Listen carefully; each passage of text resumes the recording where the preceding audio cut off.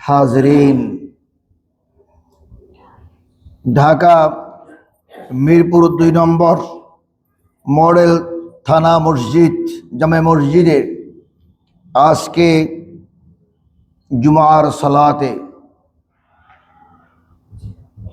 ৯ আজকে বোধহয় ১০ তারিখ ৯ জানুয়ারি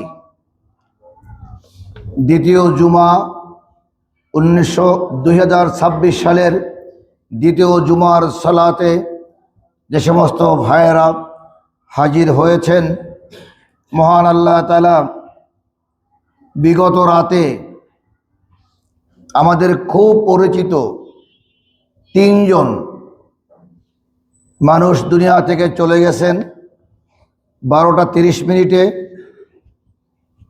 ২টা ৪৫ মিনিটে এবং সন্ধ্যা রাতের দিকে একজন। একেবারে নিজস্ব চেনা বসা এ লোকগুলো আজকে জুমার নামাজে যাবার কথা ছিল, কিন্তু তাদের এখন জানাজার প্রস্তুতি চলছে। কাজীপাড়ায় আমার আপন খালাতো ভাইয়ের শাশুড়ি, সেও শেষ রাতে মারা গিয়েছে। জুমার নামাজের পরে জানাজা, আশা করি যাব। এই ৪ জন হলো একেবারে চেনা জানা। অসংখ্য মানুষ প্রতিনিয়ত এই পৃথিবী থেকে তার আপন ঠিকানায় চলে যাচ্ছে সিদ্ধান্ত নেওয়ার জন্য, সিদ্ধান্ত বাস্তবায়নের জন্য। যখন যার জীবনের প্রদীপ নিভে যাবে, তারপর থেকে তার আমল নামায় নিজের আর বাস্তব কোনো কর্ম সংযোজন হওয়ার কোনো সুযোগ নেই, বিয়োজন হওয়ার সুযোগ নেই। তবে হ্যাঁ, বিশ্বনবীর হাদিসের আলোকে 3টি কাজ যদি কেউ করে যায়, সেই 3 কাজের কারণে মৃত্যুর পরেও কবরবাসী ওই ব্যক্তি কিছু সওয়াব তার আমলনামায় নিতে পারেন। আর এর বিপরীতে 3টি খারাপ কাজ যদি করে যায়, তাহলেও তিনি মৃত্যুর পরেও সে তার আমলনামায় গুনাহের কাজের ভাগীদার হতে পারেন, হয়ে যাবেন। প্রিয় ভাইয়েরা, সেই আলোকে আমরা ইম্পর্টেন্ট গত জুমার সালাতে আপনাদের সামনে তুলে ধরেছিলাম যে গত 1 বছরে আমরা 52টি বা 53টি জুমার সারসংক্ষেপ বিষয়গুলো আলোকপাত করেছি। এরপরে বছরের শুরু 2026 সালের যে প্রথম জুমার সালাত পড়েছি, আপনারা জানেন এটা রজব মাস, মেরাজের সূচনা, রমজানের প্রস্তুতি, মুসলিমের আসল লক্ষ্য মহান আল্লাহ তাআলার সান্নিধ্য নেওয়ার জন্য এ মাস অত্যন্ত গুরুত্বপূর্ণ মাস। মুমিনদের জন্য, সালেহিনদের জন্য এবং আবেদিনদের জন্য, শাকিরিনদের জন্য। আর বাকিদের তো খেয়াল নেই, সেটা ভিন্ন। তাই মেরাজের কিছু আলোকপাত গত জুমায় করেছিলাম। বলেছিলাম এই জুমায়ও আপনাদের সামনে এত ঘটা করে মহান আল্লাহ তাআলা তার প্রিয় নবীকে এই পৃথিবী থেকে আরশে আজিমে নিয়ে গেলেন, তাকে একটা পরামর্শ দিলেন, তার সাথে কথোপকথন হলো। এই কথোপকথনগুলো আমাদের বোঝা উচিত যে খুবই গুরুত্বপূর্ণ ছিল। এত গুরুত্বপূর্ণ, আল্লাহ তাআলা তার প্রিয় হাবিবকে কাছে নিয়ে তাকে সাহস দিলেন, অভয় দিলেন। তাকে আগেই জানায়েছেন, অদ্দুহা ওয়াল্লাইলি ইযা সাজা মা বাদ্দাআকা রাব্বুকা মা ক্বালা আল আখির। এরপরে বলছে ইয়াতীমান যা মাকরাবা। অন্য আয়াতে অনেক বক্তব্য। হে নবী, আপনার ভয় নাই, আপনাকে আমি এতিম হিসেবে পাই নাই, আপনাকে আমি পিতা মাতা হিসাবে পাই নাই, আপনাকে আমি ধন সম্পদহীন অবস্থায় কি পাই নাই। এখান থেকে আপনাকে আমি কিভাবে তুলে নিয়ে এসেছি। অতএব আপনার সে রব আপনার জন্য অবশ্যই অবলোকন করছেন, আপনি ভয় পাবেন না।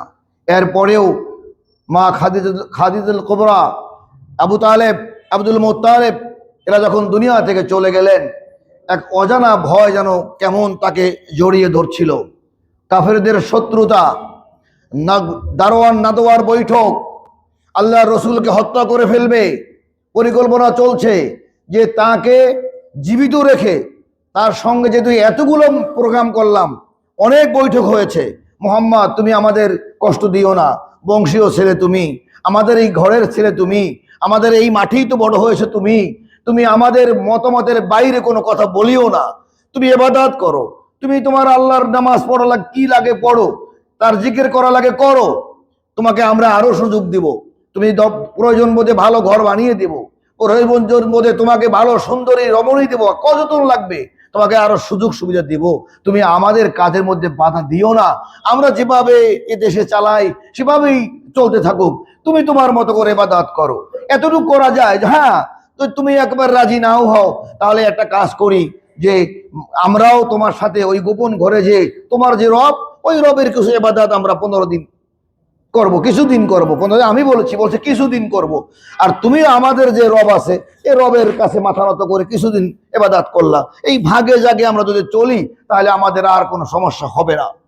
বিশ্ব নবী কি রাজি হয়েছিলেন? কিসের শক্তিতে?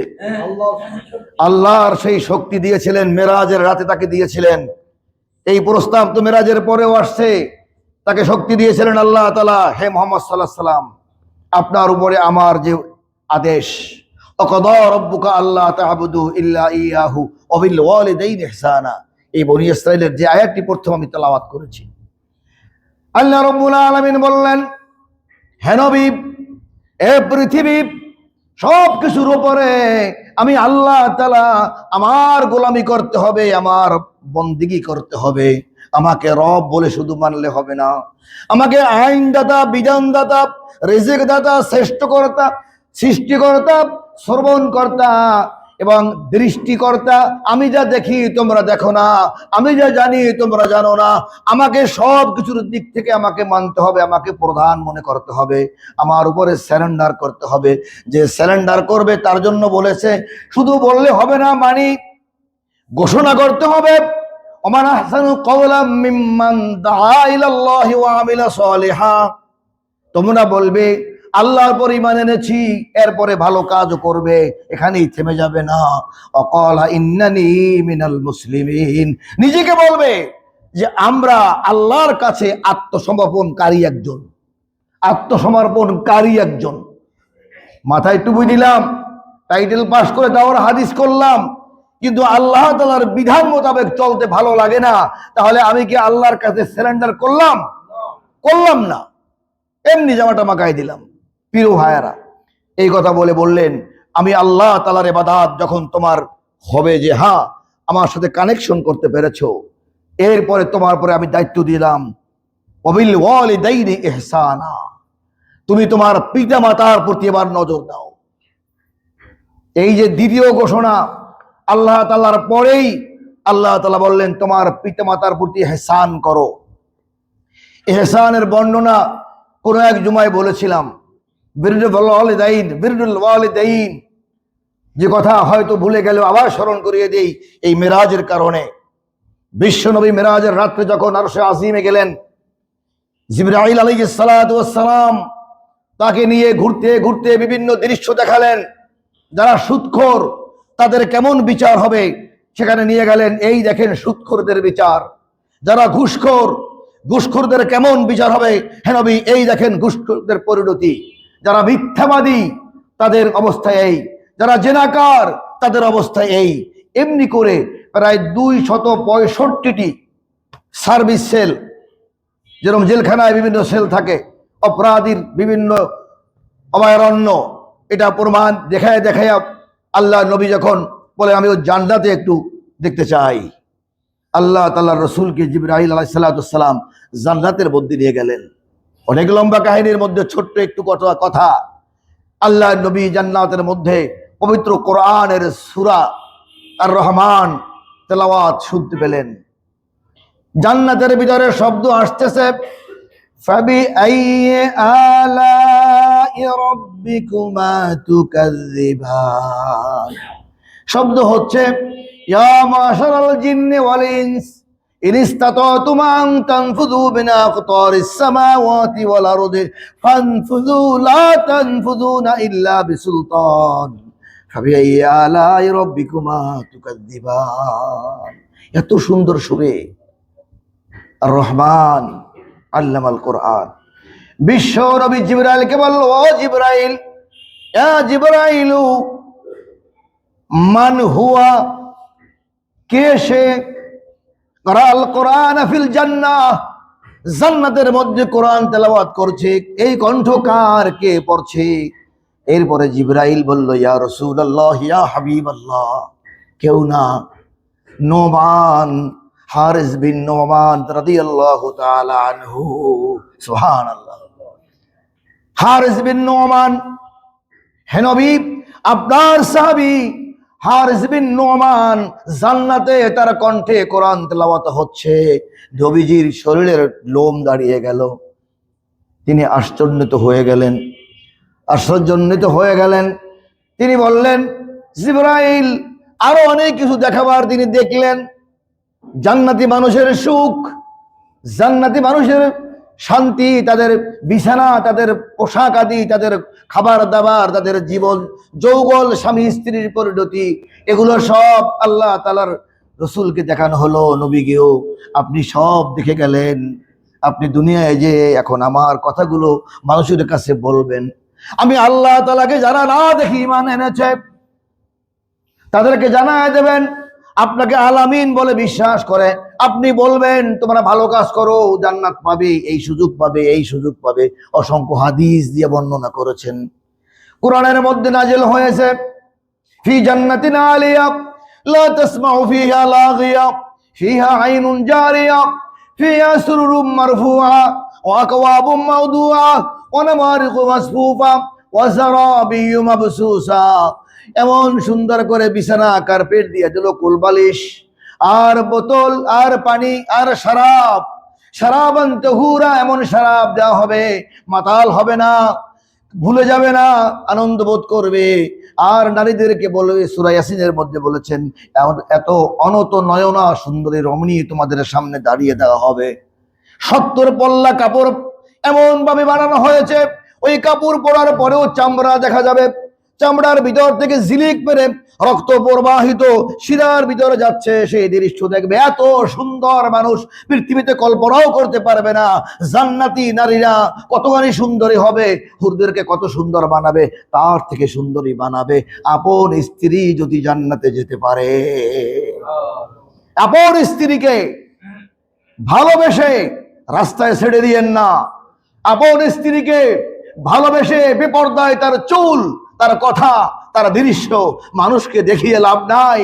আপন স্ত্রীকে আসলে ভালোবাসলে আপনি তাকে বুঝিয়ে শুনিয়ে তাকে কাছে রাখেন, তাকে অন্যায় থেকে বিরত রাখেন, এই রমণী হবে সেই 70 জন বা এর কত গুণ হুরদের মধ্যে আল্লাহ তাআলা ওই রমণীকে সর্দার বানানো হবে, শ্রেষ্ঠ বানিয়ে তার অধীনে সমস্ত হুররা চলবে। সুবহানাল্লাহ।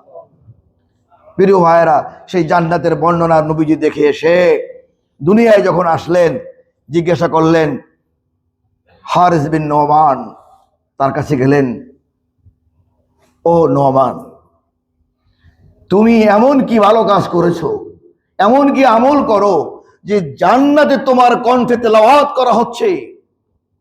ইয়া রাসূলুল্লাহ, লজ্জা পেয়ে গেলেন। ইয়া রাসূলুল্লাহ, না তেমন না, আমি তো এই আপনার অন্য সাহাবীদের মতোই আমি নামাজ পড়ি, ইবাদত করি, যতটুকু আপনি বলেন অতটুকু আমি করি। বলছে, না দেখো না কি করো আর। তিনি বললেন, তবে হ্যাঁ একটা জিনিস আমার আছে, আমার বৃদ্ধা মা খুবই অসুস্থ, চলতে পারে না, নিজে গোসল করতে পারে না। এখন সে বলছে, ফায়াগসিলুহু বিয়াদিহি, ফায়াগসিলুহু বিয়াদিহি, সে গোসল করায় দেয় নিজ হাতে মাকে। ফায়াতুইমুহু তুআমিহি বিয়াদিহি, নিজ হাতে খাওয়ায় দেয়। ফায়াশরিবুহু বিয়াদিহি, নিজ হাতে পান করায়। নবীজি তখন চোখের জল জল করে পানি আসতেছিল। ইতিমধ্যে দুইজন সাহাবা তার কাছে এসে বসে বললেন, ইয়া রাসূলুল্লাহ, আপনার এই সাহাবী এখানেই শেষ না, মাঝে মাঝে আমরা দেখি। কারণ তখনও পর্দার আয়াত নাজেল হয় নাই, যে মানে শীতের দিনে হালকা ঝলক পড়া রৌদ্রের মধ্যে বসিয়ে মায়ের মাথার চুলগুলো আশ্রিয়ে দেয়, উকুন বেঁচে দেয়, মাকে সুন্দর করে সাজিয়ে তাকে এভাবে এই হারবিন নোমান মায়ের সেবা করে। বিশ্বনবী তখন বললেন, হায় হায়, হাযা বিররুল ওয়ালিদাইন, হাযা বিররুল ওয়ালিদাইন, এটাই হলো মায়ের বাবার যত্ন খেদমত। ওয়াবিল ওয়ালিদাইনি ইহসানা, পিতামাতার প্রতি ইহসান একে বলা হয়। সুবহানাল্লাহ। প্রিয় ভাইয়েরা, সেই জান্নাতে আমাদের যাওয়ার আশা আছে নাকি নাই? শুধু মুখে মুখে জান্নাতে যাওয়ার আশা করলে তো হবে না। বর্ণনা আল্লাহ তাআলা বললেন, আলা তাকরাবুজ জিনা, বলে দিলেন খবরদার তোমরা জিনার কাছেও যাবে না। মিরাজের রাত্রের আল্লাহর কাছ থেকে নিয়ে আসা সেই বিধিবিধানকে এখানে 14টি বিধান আল্লাহ তাআলা তাকে দিলেন। ওলামায়ে কেরাম তাহকিক করে বের করেছেন। তার একটা হলো একচ্ছত্রভাবে মহান আল্লাহ তাআলার প্রতি ঈমান এনে তাকে রব স্বীকার করে তার সকল আইন বিধি বিধান মেনে আত্মসমর্পণকারী একজন মুসলিম হওয়া। এরপরেই পিতামাতার প্রতি দরদ হয়ে এমন হওয়া দরকার, বলেছেন উফি ওয়ালা তানহারহুমা, খবরদার এই শব্দটা বলবা না। পিতামাতা উহু বলবে তা না, আমাদেরকে বলছে। একটু না হয় বেশি বিরক্তই করেছে, একটু না হয় কাশি বেশি হয়েছে বা ঝামেলা করেছে, বয়স্ক মানুষ খেয়ে বলছে না খাই নেই তো, হাসি দিতে বলছে উফি ওয়ালা তানহারহুমা, এটা বলবে না তোমার জন্য আর পারলাম না মা, তোমার নাকি আর পারি না, এই কথা বলো না। অকুল্লাহুমা কওলান কারীমা, বরং তখনও তোমার করুণার মতো বিছাইয়ে দিও, নরম বিছানার মতো শীতল করে দিও। ও মা, ঠিক আছে ঠিক আছে মা, অসুবিধা নাই, আমি আছি।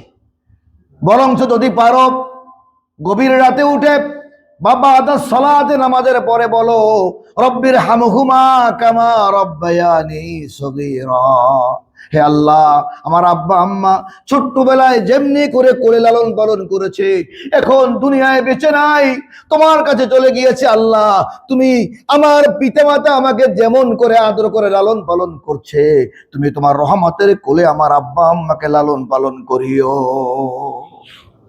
এই দোয়া কে শিখিয়েছেন? ওয়াখফিদ লাহুমা জানাহাজ যুল্লি মিনার রাহমাতি ওয়াকুর রব্বির হামহুমা কামা রব্বায়ানি সগীরা। আমি বানাই বলি নেই, কামা রব্বায়ানি সগীরা। আমি যখন সগীর মানে ছোট, আমি যখন একেবারে ছোট ছিলাম, তখন আমার বাবা মা যা করেছে তুমি তার থেকে জানো 99 গুণ মায়া বেশি তোমার। তুমি একটু আমার আব্বা আম্মাকে লালন পালন করিও। আমি তো আর খেতে দিতে পারি না, আমি তার শীতের পোশাক দিতে পারি না, হে রব তুমি আমার আব্বা আম্মাকে দেখিও। এই দোয়া আল্লাহ শিখালেন। আল্লাহ তাআলা বলেন তোমরা বখিল হবে না। 3 নম্বরে বললেন বখিল হবে না। ইন্নাল মুবাযযিরিনা কানু ইখওয়ানাশ শায়াতিন, একদিকে বলেছে মুবাযযির হবে না, হয়তো খরচ করবে না, এটা অন্যায়। হয়তো খরচ করতে গেলে মানুষ আরো অন্যায়ের মধ্যে লিপ্ত হয়ে যায়, ঠিক কিনা? হয়তো খরচ, এই যে নির্বাচন এসেছে, কমিশনার হয়তো খরচকে কেন আটকাইছেন? এজন্য এই পোস্টার লাগানো, এই ব্যানার লাগানো, যত লাগাবে অত বেশি চাঁদাবাজি হবে। কাউকে বলে দেবে এই ওই এলাকাটা তুমি লাগাই দিও, স্যার বইতে লাগাইতে বাধ্য কিনা, তুমি লাগাবা না, আইতেছি এবার দেখবো। এই জন্য খালি বলতে হবে না, খুঁজে খুঁজে কবে আমি এইটা লাগাবো, আমি ওইটা লাগাবো, আমি ওইটা লাগাবো, এখানে আমি বিরাট খরচ করব। কেন খরচ করবে? সে পরবর্তীতে সুযোগ নেবে, তার নিজের ছবিটা পিছনে দিয়ে দিবে বড় করে, আমি অমুক, যাতে লোকেরা চেনে যে এ কিন্তু হ্যাঁ আছে, ঠিক না ভাই? ঠিক। মুবাযযিরিন, এই আলোচনায় সেটা বন্ধ হয়েছে, এটা করা যাবে না, বন্ধ করো। একটি সুন্দর মিরাজের পরিস্থিতি নিজে নিয়ে আসো। এটা গেল এই রাষ্ট্রের, পরিবারের মধ্যে অতিরিক্ত খরচ, এগুলোর ব্যাপারে নিজেকে চিন্তা করতে হবে যে প্রত্যেকটা টাকা খরচের ব্যাপারে আল্লাহর কাছে জবাবদিহি করতে হবে। আবার যা লাগবে তা না দেওয়াটা আল্লাহর কাছে বখিল হবে না। নবীজি বললেন, লা ইয়াদখুলুল জান্নাতা বখিলান, আল বখিলু লা ইয়াদখুলুল জান্নাহ। যারা বখিল কৃপণ তারা জান্নাতে ঢুকবে না। ঢুকবে কেমনে? বখিল কৃপণ ঢুকতে পারবে না, কারণ জান্নাতে যেতে হলে তাকে দরজা খুলতে হলে তার হাতকে প্রশস্ত করতে হবে, তাকে দান করতে হবে, তাকে পিতামাতার প্রতি খরচ করতে হবে, তাকে মসজিদে রক্ষণাবেক্ষণে খরচ করতে হবে, তাকে আল্লাহর পথে দিনের কাজের মধ্যে তাবলীগের মধ্যে খরচ করতে হবে, দিন প্রচারে খরচ করতে হবে। যে দিন প্রচারে খরচ করতে পারে না কিন্তু অন্য কাজে খরচ করে, অন্য কাজে খরচ করা মুবাজ্জিরিন, আর দিনের কাজে, ভালো কাজে, গরিবের কাছে। এই শীতের দিনে আপনার কোনো দলীয় পরিচয় প্রয়োজন নাই, আপনি নিজেও তো পারেন। আপনি 100 কম্বল কিনে আপনি একেবারে ওই প্রান্তিক মানুষের কাছে পৌঁছে দিয়ে আসলেন গভীর রাতে 10টার পরে, আমাকে নিয়ে যান না। আমি তো 16 বছর ধরে আল্লাহর রহমতে করছি, অনেক যত মসজিদে ছিলাম উদ্বুদ্ধ করেছি, দিয়েছি, এগুলো নেটে পড়ে আছে। জান না কত মুসল্লি পেয়েছি, হুজুর আমি এই কাজটা করব। কি করবেন? আমি 100 কম্বল দেব, কেনেন, আমাকে সাথে নেন, আমার গাড়ি আছে, চলেন আমরা যাব। আমরা রাতে যেয়ে সেই গরিব লোককে দিয়ে আসছি। আমরা যদি দিয়ে আসি, ওখানে আল্লাহ তাআলাকে জিজ্ঞেস করবে যে তুমি আসলে কি করো?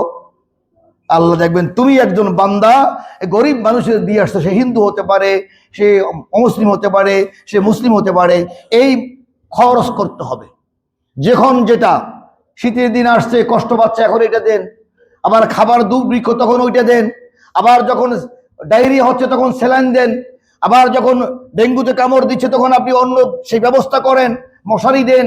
এরকম যে মানবতার কাজে খরচ করে, মুবাজ্জিরিন না, তবে বখিলও নয়।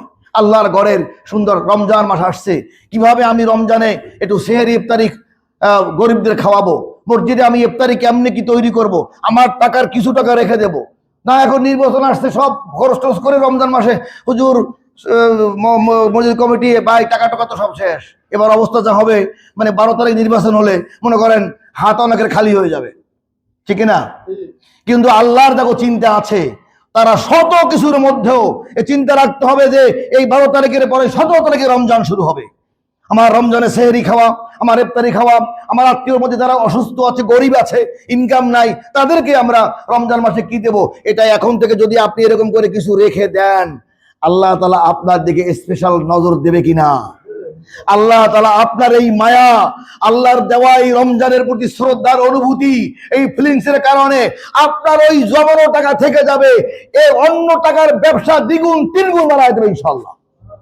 এটা আল্লাহ পারে কিনা? তাহলে আপনার চেতনায় থাকবে তো। নির্বাচন আসার কারণে রমজানকে ভুলে যায়েন না, মসজিদকে ভুলে যায়েন না। আর যা দান করার কোনো দুনিয়াবি স্বার্থের কারণে নয়, মহান আল্লাহ তাআলার সন্তুষ্টির জন্য আমাদেরকে দান করতে হবে। প্রিয় ভাইরা, এরপরে বলছে জিনার ওয়ালা তাকরাবুজ জিনা, তোমরা জিনার কাছেও যাবে না। জিনার কাছে হুজুর আমি তো যাই না, হুজুর আমি তো যাই না, কিন্তু জিনার পরিবেশ সৃষ্টির অবস্থা বাংলাদেশে আছে না নাই? যে বিষয়গুলো আর উল্লেখ করতে চাই না, আপনারা জানেন। 10 নম্বর থেকে আরম্ভ করে যদি কাজীপাড়া পর্যন্ত যান, আর এখান থেকে এদিকে আসেন, আপনার লাখ লাখ লাখ লাখ হাজার হাজার কার্ড দেখবেন ফেলানো আছে রাস্তায়। ওই কার্ডের মধ্যে যে নাম্বারগুলো আছে দেখবেন সব জেনার কারখানা। ওখানে বসা আছে 2 নম্বর, 3 নম্বর, 4 নম্বর। বহু লোক আছে 2 জনে যাই যে ধরাও খাইছে, এরকম করে আমাদের কাছে রিপোর্টও আছে। আর এর মধ্যে আবার জেনার মধ্যে মানে খারাপ কাজ, খারাপ কাজের মধ্যে আরো আরো খারাপ, বুঝলেন নাই? টোপ দিয়ে নিয়া এরপরে আটকায় দিয়া কয় পুলিশের ভয় দেখাইয়া কাপড় চুপড় ছবি টবি তুইলা এরপরে বলে যে টাকা খালি একদিন না, যতদিন পাইছে আছো টাকা দিতে থাকবা, নাহলে ইয়ে ছাড়িয়ে দেবো তোমার জামাই, ছেলে, মেয়ে, বউ, ইনশাআল্লাহ তোমার অবস্থা খারাপ। পাও ধরে কান্নাকাটি, এরপর টাকা দিতেছে। ঘরের লোকরা মনে করে কিরে কামাই তো কম করে না, তাই সংসারে অভাব কেন? আরে অভাব তো ওই জায়গায়, টাকা তো যাচ্ছে অন্য জায়গায়। সেই জন্য হারাম কাজের ভিতরে আরাম পেতে গেলে এর যে দুর্ভোগ আছে তা দুনিয়ায়ও পাবে, আখেরাতেও। তাই বলা হয়েছে লা তাকরাবুজ জিনা, জিনার কাছেও যাবে না। তাই জিনার কাছেও যাবে না যদি বললে হবে না তো, জিনার কোনো শক্তি আসতে না পারে। জিনা করার মতো যে যুবক শক্তি আছে তাদের কোরআন শিখাতে হবে, কোরআন বুঝাতে হবে। তাদের ওই সমস্ত সংঘবদ্ধ লোকদেরকে, ওই গ্রুপগুলোকে পাওয়ার দেওয়া যাবে না, তাদের হাতে ক্ষমতা দেওয়া যাবে না। তারা এরকম চিন্তা করতে পারে, এরকম আকাম কুকামের সাথে জড়িত হতে পারে, ওদেরকে কোনো লিডিংয়ে দেওয়া যাবে না। ঠিক না ঠিক? ওরা লিডিং থেকে সরে গেলে আর আকাম করার সুযোগ পাবে না। তখন তারা ব্যবসা করা শুরু করবে, আর না হয় কল পয়সায় বিদেশে যাইয়া চাকরি বাকরি করবে, কাজ করবে, দেশ শান্তি হবে, পরিবার সুখে থাকবে। এরপরে বলেছে যে আল্লাহ রাব্বুল আলামিন বলছেন যে তোমরা সন্তান হত্যা করো না। ওয়ালা তাকতুলু আওলাদাকুম খাশিয়াতা ইমলাক, সূরা মেরাজ ইসরাইলে আল্লাহ তাআলা বলেছেন লোকদেরকে বলে দাও, আজকের কথা না, তোমরা সন্তানকে ক্ষুধার ভয় হত্যা করিও না। অনেকেই বাচ্চা, আশ্চর্য, মুসলমান পরিবারের সন্তান বেশি হবে, এটাই সাধারণ নিয়ম। এটা আমাদের মগজে ঢুকে গেছে। ওই চায়না, ওই জাপান, ওই যে গ্রিস, তারপরে জার্মান, এই সমস্ত এলাকার তারা বলে আর আমরা উন্নত। তারা বলে এই স্লোগান লাখ লাখ ডলার ব্যয় করে বাংলাদেশেও হাজিরি করেছে বহু বছর ধরে, যে ছেলে হোক মেয়ে হোক দুটি সন্তান যথেষ্ট। এরপরে বছর আবার দিয়েছে, কয়েক বছর পরে কি একটা হইলেও মানে আর লাগে না, কি যেন একটা স্লোগান এরকম দিছে। তো আসলে যাদের এটা কোরআন হাদিসের এত বিরোধী, এত কুফরি, এ কারণে আজকে চীনের কান্না আপনি যদি লেখাপড়া করেন কান্না শুনতে পাবেন। কারণ একটা পরিবার যদি একটা সন্তান হয়, এই ছেলেটা আল্লাহ দেয় না ভিন্ন কথা, কিন্তু তারা ওষুধ খেয়ে বিভিন্ন মেথড দিয়ে, কন্ট্রাসেপটিভ মেথড, 14টি মেথড রয়েছে কন্ট্রাসেপটিভ এড়াইয়ে থাকার জন্য। এর যে কোনো একটা সে অবলম্বন করলো, করে সে নিল না, আমি দিব না বাচ্চা, একটাই রাখলো। এই বাচ্চাটা বড় হলো, ছেলেই হলো। তো সে যখন বড় হয়, আর এক বাড়িতে একটা মেয়ে বড় হয়েছে, এখন এই দুইটা মেয়ে যখন সাবালক হয় 20-25 বছর আর 18 বছর 20 বছর, তখন তাদের ওই মেয়ের বাবা আর মা, আবার এই ছেলের বাবা আর মা, এই দুইজনের মাথায় কয়জন? হ্যাঁ, দুইজন যুবক, একজন যুবতী একজন চাকরি করে। এখন আর এক চাকরি তো হয় না, মেয়েও তো চিন্তা করে আমাকে বাবা কত কষ্ট করে লালন পালন করেছে, তা কিছু দিব না, তো এখন দিবে কেমনে? আর তো ভাই বোন নাই, যেই অসুখ হয়েছে ও দেশে দৌড়, আমার আব্বা অসুস্থ, আর যাও কই, আমার মা অসুস্থ, কোন দিকে যাইব? তাহলে এই দুইজনের একটা বউ একটা মেয়ে, এই সংসারে সে শ্বশুর শাশুড়ি পিতা মাতা কয় দিক দেখবে? এই যে অসুবিধা। এরপরে যখন এরা আর একটু বড় হইতে হইতে হইতে আর একটু বড় হলো, এদের ঘরে একটা সন্তান, কয়টা সন্তান? এদের ঘরে একটা সন্তান। এই এক সন্তানের মাথায় দেখেন দাদা দাদি নানা নানি, ওর মাথা আর নিজের বাপ মা কয়জন হয়েছে? 6 জন। ওই ছেলেটা বড় হইলো, ওর মাথায় বাবা মা দাদা দাদি নানা নানি, এই 6 জনের মাথা চাপ পড়ছে একলার। এখন বাবা একটু বয়স্ক হয়ে গেছে, দাদাও বেশি, দাদিও বেশি আছে, আর নানা নানিও বেশি আছে। এখন ও একলা কামাই করে, আর এই 6 জনের দিক খেয়াল। হ্যাঁ, কি করবো, কয় দিকে যাইব? এখন এই সন্তান কমানো ভালো না খারাপ? এটা গুনাহ। এই জন্য আল্লাহ তাকতুলু আওলাদাকুম খাশিয়াতা ইমলাক, তোমরা খাবারের দায়িত্ব আল্লাহ তাআলার। সন্তান যদি আসে, ওয়ারযুকু মিন হাইসু লা ইয়াহতাসিব, আল্লাহ বলছেন তোমাকে রিজিকের রাস্তা আমি আল্লাহ বানায় দেব। টাকার অভাবে যুবকেরা বিয়ে করে না, পিতামাতারা, মেয়ের বাবারা চিন্তা করে মেরাজের কি শিক্ষা দিল। নবীজি এসে বলেন, ও সাহাবারা সবাই বিয়ে করো, সবাই বিয়ে করো, সবাইকে বিয়ে করায় দিল। একজন সাহাবী খুব কালো, তাকে কেউ মেয়ে দেয় না, কেউ মেয়ে দেয় না। আরে যেখানে যায় দেখে বলে, ইহ এত চেহারা মোটেও ভালো না, ইনকাম তো নাই। এখন সে মন খারাপ করে আছে। আল্লাহর নবী একটা চিঠি লিখে দিলেন আরবের এক ধনী পরিবারের কাছে। চিঠি লিখলেন যে এই চিঠিওয়ালার কাছে অমুকের কাছে চিঠি দাও, আর তাকে বলিও বিশ্বনবী সালাম জানিয়েছে। চিঠি দিয়েছে, যাই খুলে দেখে লেখা, হে সাহাবী তোমার কাছে পাঠালাম, এর কাছে তোমার মেয়েটা বিয়ে দিও, আমার অনুরোধ। এখন সাহাবী বলে, না নবীর উম্মত হইছি, কিন্তু এত মানে আমার জামাই হওয়ার মতো একেবারে যোগ্যতাই নাই। তা বাবা তুমি করো কি? কয় কিচ্ছু না। বাবা আছে? কয় নাই। কয় বাজারের কাছে ঘুরি টুরি, মাঝে মাঝে টুকটাক একটা পাইপে ছিটেছি, এরকম মানে দিন খাবার কোনো রকম চলে। কয় তুমি আমার, কয় আপনি কি, আপনার কথা কি হা না না বলেন? কয়েছে না। লোকটা বাসতে চলে যাচ্ছে। ওই সাহাবীর মেয়েটা ঘরে বসে শুনছে। ও দৌড়ে বসছে, আব্বা ওই লোকটা কেন আসছিল? বলে, আরে কি খবর মা, তুই আমার কলিজার টুকরা, আমার মেয়ে তুই আমার কলিজার টুকরা, তোকে বিয়ে দেবো, কত স্বপ্ন, ধীরে ধীরে বড় হয়েছো, আর আমি কত জামাই মনে মনে খুঁজছি, কেমন জামাই হবে। কিন্তু বিশ্বনবী পাঠাইছি এই লোকটাকে, যা দেখতে না, সাইজে না, অর্থে না, সমাজে না, পরিবার না, প্রতিপত্তি না, কোনো দিক থেকে না, মারে কেমনে। বাবা তুমি কি করেছো? আমি ফিরে দিয়েছি মা, তোর মায়ায় পারি নাই। মেয়েটি বলল, বাবা তুমি দুনিয়ার সৌন্দর্য দেখিও না, বিশ্বনবী যখন পাঠিয়েছে, বাবা বিশ্বনবীর এই আবদার তুমি ফিরিয়ে দিও না। আমি আমার সৌন্দর্যের পূজা করি না, বিশ্বনবীর কথার সম্মান দাও বাবা, আমাকে বিবাহ দাও, আমি রাজি আছি। সাহাবাকে ডেকে এনে বললেন, আমি রাজি আছি, বিবাহ হয়ে গেল।